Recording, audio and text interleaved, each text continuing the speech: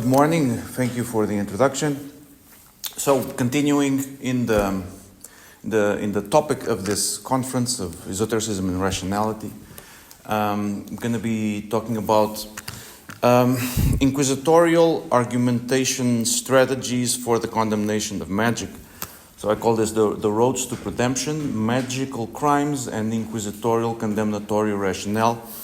An advice for young students: read your titles before you submit the abstract, because this looks great on paper, but it's horrible. So apologies. Okay, so this is some conclusions I have come to from studying the Portuguese Inquisition, which is my main area of study, particularly magic in the Inquisition. In that, I recurrently observe that the Inquisition as an institution, when confronted with what we as scholars and historians refer to as either learned magic or folk magic, they treated these two things as two separate crimes. This is odd, because learned magic and folk magic are academic categories. I have read hundreds of Inquisition documents. An inquisitor has never mentioned the words learned magic or folk magic, and neither have practitioners ever mentioned those words. So these are general tendencies within the category of magic, which again is another academic category that we use for our own convenience. So why are they doing it? Why are they apparently recognizing this distinction? This is basically a historical anachronism that you're actually looking at. So, and you can't. There's something wrong here in this interpretation. So this is how the point of this presentation is to explain why do inquisitors treat these two things differently. So before we move on, as we are scholars, let's throw out some basic definitions. Let's define in very simple terms learned magic as essentially a literary tradition. It's associated with books and magic books. It's associated with educated social groups, people that know how to read and write, that might know mathematics, and who have access to resources and money, because learned magic is sometimes quite expensive. You need expensive incenses, you need metals and stones, and access to laboratories and altars. People associated with this tend to be like clerics or students or masters, belonging to a cosmopolitan world. Folk magic, on the other hand, let's say it's essentially an oral tradition that's mostly omnipresent throughout the world, although with very concrete contextual specificities. People associated with it tend to be undereducated or completely non-educated. Folk magic is very pragmatical in nature. It's about immediate problems such as health, physical protection, financial security. If we're talking about in a rural setting, it's preoccupied with crops and protection of animals and children. So just basic stuff. Now, before moving on, obviously we also need to talk a little bit about the Portuguese Inquisition. The Portuguese Inquisition was established in 1536, which is a bit late compared to other inquisitions, such as the Spanish Inquisition is usually mentioned as being founded in 1478, so about 50 years earlier. The Portuguese Inquisition maintained itself for about 300 years until 1821, already in the 19th century. And independently of whatever branch of the Inquisition you're talking about, inquisitions tend to have mainly one single purpose. That is to combat heresy. Heresy is something which is theologically defined, but the several categories of heresy or their relative importance and weight is not so much theological as it is historical and cultural. Meaning that depending on where the Inquisition is located, they will have different priorities in persecuting different types of heresies. In Portugal, looking at the numbers, the main preoccupation, main focus, the more important heresy that the Inquisition was combating was Judaism. There is a historical reason for this, that in 1496, the entirety of the Portuguese Jewish population was forced to convert to Christianity, creating a new social group called the New Christians. This social group was under constant vigilance should they ever fall back in their old Jewish habits or be hidden Jews themselves. So when the Inquisition is eventually established, this is the main preoccupation. The main focus of the Inquisition is the Jewish heresy. And the overwhelming majority of all their resources and all their know-how is focused on persecuting this one thing. Looking concretely at trial numbers, we know that from the Lisbon Inquisition, 73% of all trials they produced were related to Judaism in some way.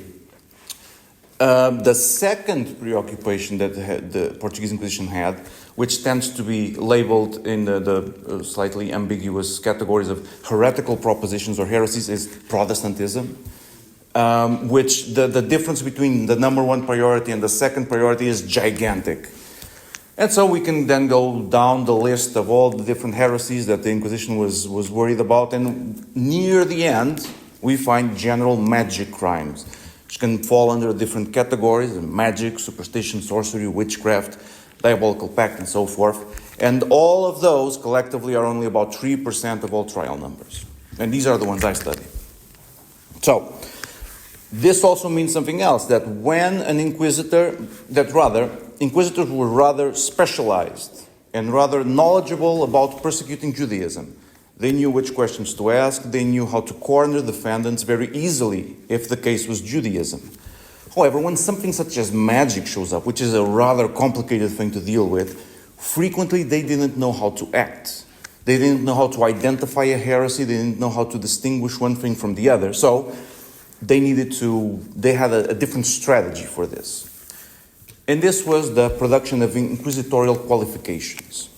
A qualification is a specific type of document that shows up around the Inquisition. Qualifications were not done by inquisitors, they were done by external theologians who were formally associated with the Inquisition, so they weren't inquisitors themselves. Every time an inquisitor had any questions, any doubts about the case he was dealing with, he didn't know how to identify the inherent heresy of the case, he would write a report, send it to a qualifier, the qualifier would read it, and through theological argumentation, he would extract the heresies from that case, send a report back to the inquisitor, and then he could continue his trial however he saw fit. So qualifiers could work on a variety of things. They could work directly on confession, say that somebody would walk voluntarily into the Inquisition to confess. This was rather common. If the inquisitor didn't want to bother himself asking questions or try to figure out what was going on, he would just grab the confession, send it to a theologian. The theologian would deal with it and extract the heresy, send it back, and then the inquisitor could continue the trial. Qualifiers could also work on documents such as letters or books. Since I work with magic, all magic books fall in this category. Every single magic book needed to be qualified in order to ascertain its heretical status. This is an example of a qualification of a letter. This was a case of a Castilian actor who had the Key of Solomon, and he was sending letters to the local Lisbon nobility offering magic services. And one of those letters got sent to the Inquisition sent it to a qualifier, and this is the qualification. This is the entirety of the qualification. It seems to me that this book should be taken, and this man inquired, should he have used or taught these things? For all are superstitious, and these are taught in necromancy books, and other similar ones, which are all prohibited. This is the entirety. This is a rather telegraphic one. This is probably the shortest qualification I've ever seen. But beyond this, this is another example of what the qualification can be like, and these are just 3 pages. This is like 16 pages long. This one was made by a guy called Francisco Veloso. He was a Jesuit, the master of the Vespers theology class at the University of Évora in the mid-18th century. This is, to me, the gold standard of what a qualification is. This is on a particular type of Key of Solomon, usually referred to as the Secrets of Solomon. Veloso goes through every single point of the book, identifying which are direct heresies, implicit heresies, which aren't heresies, which things actually written there are licit. He makes block quotes from the book, he makes block quotes from theologians. You can pretty much reconstruct the entire book based on this qualification. Obviously, your run-of-the-mill average qualification will fall between these two, the telegraphic and the extremely erudite. Now, qualifiers could also work on reports of habits and practices. Say that if somebody watched or saw a magician do something, he would go to the Inquisition and tell the Inquisitor about it. He will write a description of that practice, and this would be sent to a qualifier who would determine if this was a heresy or not. Priests could also be caught like this if they started doing improvisation during Mass. That was usually a very bad thing. This is a case of a magician priest who was reported doing some consecrations on the Catholic altar, and this was qualified by Pedro de Novaes, who was also an inquisitor. Jesuit, also from the University of Évora. All right, so having collected dozens of qualifications, when I find something that we as scholars can call learned magic or folk magic, there are very specific sources that are quoted which are distinct between these two categories of magic. Should we be focusing on what we call learned magic? Every time this shows up, qualifiers will overwhelmingly quote two sources. The first of these is Martin del Rio's Disquisitione Magicae. Del Rio was an Antwerpian Spanish-Dutch Jesuit theologian. The Disquisitione Magicae is one of the more fundamental books for the very conception of magic from a theological perspective. The work is extraordinarily encyclopedic in nature. And if we're talking about rationality and esotericism, this is a fundamental work in the early modern period. Like Del Rio is one of the first individuals to qualify or describe black magic and white magic. He makes this distinction. He's really an important author. And besides Del Rio, qualifiers will also quote Nicholas Eimerick, who was the Inquisitor General of the Crown of Aragon in the 14th century. His book, Disquisitorio Inquisitorium, and not just a regular edition of Eimerick, they usually quote the Francisco Peña edition. Francisco Peña was an Iberian theologian, adds a few commentaries, and this is the preferred source. Once again, Eimerick is very, very encyclopedic, and his book covers a wide variety of magic books, offering several titles and several descriptions of content. Well, should on the other hand, the qualifier be confronted with folk magic, overwhelmingly, they also quote one source, Thomas Aquinas. And not just Thomas Aquinas, or not even just the Summa Theologica, one very specific section of the Summa Theologica. The second part of the second part, question 96, superstitions and observances. So all qualifiers, when confronted with folk magic, will quote this one single piece of text. Now, it should also be pointed out that the mention of Thomas Aquinas cannot be taken lightly. This was the main theological voice in early modern Iberia. He was particularly influential. His theology in the universities of Salamanca and Alcalá were the more important universities in Iberia. Eventually, he becomes fundamental in Jesuit theology, and then as time goes by, the Jesuits become very ingrained in the University of Coimbra. So he also becomes the dominant voice in Portuguese scholarship, in Portuguese theology. So, this is the general view of what happens, that throughout from the 15th century to the mid-18th century, these are the two ways that qualifiers frame magic. If they are confronted with folk magic, it's always Thomas Aquinas. If they are confronted with learned magic, it's Del Rio and Eimerick. So how do these work? How do these sources, how are they used in order to frame these two things as two distinct crimes? So say that a qualifier receives a mention of a practice or a document. Let's say in the case of learned magic, he receives a magic book. If it's magic book, well, fine. It's learned magic. He goes to Del Rio and Eimerick, and he tries to find in those books, which are rather encyclopedic, elements by which he can make a parallel with the book in front of him. Say, he will, based on the title of the book, he might have some external characteristics like the presence of magic circles or pentacles or unknown characters or some of the content of the book. He will try to find something similar in these two authors. And if he does, and if he can, then he is guaranteed by these two relevant authorities that this is a magic book, and as such is a prohibited object. When the report arrives back at the Inquisition, the primary crime that this qualification effectively proves is that the defendant in question owned a prohibited object. This is the crime that is already proven. Now, if the inquisitor in truth doesn't need to go beyond this, because he already has a guarantee of a crime, and like I mentioned earlier, they weren't that interested in magic, so he could stop here.